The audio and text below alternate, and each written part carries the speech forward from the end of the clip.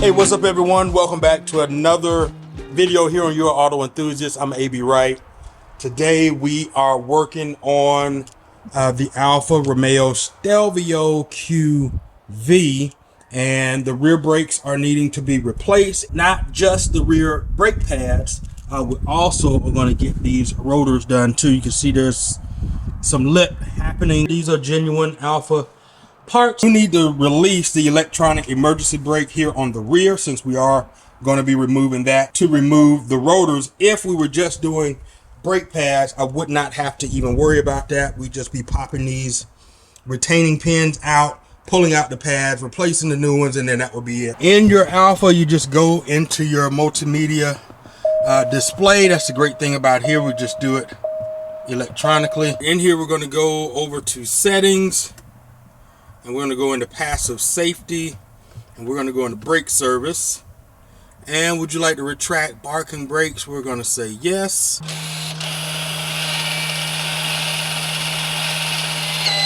In order to reset it when you're done, press the brake pedal and activate the park switch. That's it. So we're not doing any of that. We're just going to turn the car off. We're good and get to work. Before I get started, I am using Alfa Workshop. If you own an Alfa and you've never used this before, this tool is great. This website is great. This right here is showing me how to remove and replace the brake pads and rotors for the QV. It also gives guidance on replacing the belt, oil changes, and quite a few other things that you will want to have access to. Now, as far as parts and tools, of course, you have your brake pads and the genuine rotors. You got a few hand tools to include your ratchet, a couple of pry tools, as I am seeing in the instructions it said to use. And for sockets, we have a 10, a T45, and a 5, along with a screwdriver, just something to push out the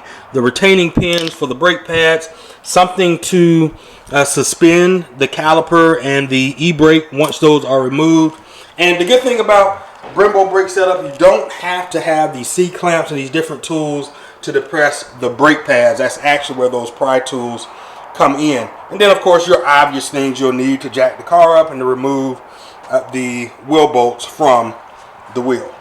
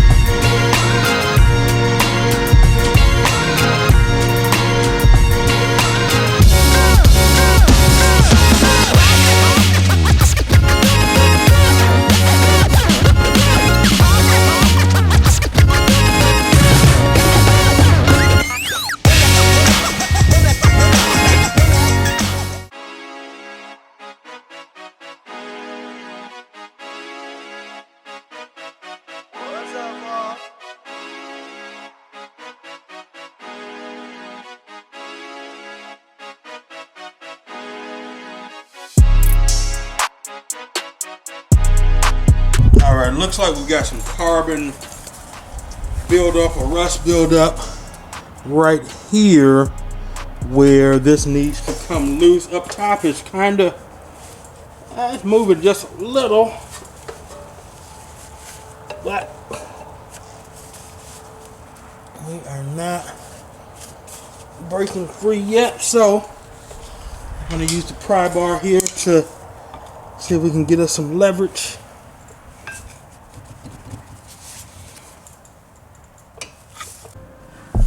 As I have finally wiggled this thing loose, I'll show you. You do need to take a pry tool and you need to go this little rubber boot. You push it back, and in their sets you can see this little metal sleeve right here. Let's see if I can get my hand out of the way. Yep. this little sleeve actually pushes back.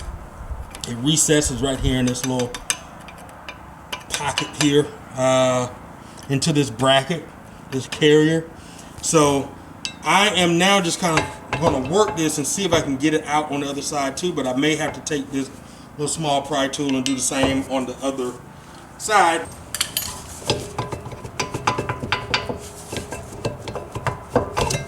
There it is. There it goes. As you can see, that moves in and out. So you do get a good little bit of rust build up on the end. It worked out. I've already loosened this T5, so let's go ahead and get that removed.